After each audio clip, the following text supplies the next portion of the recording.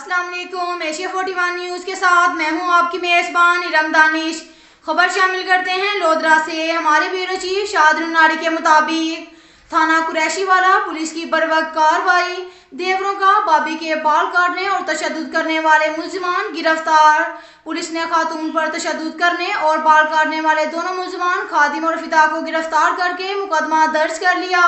कौम की बेटियों के तहफ़्फ़ुज़ की जिम्मेदारी रियासत और पुलिस पर है। पुलिस का काम मजलूम को फौरी इंसाफ फराहम करना है, जिसमें किसी किस्म की ताख़ीर बर्दाश्त नहीं की जाएगी।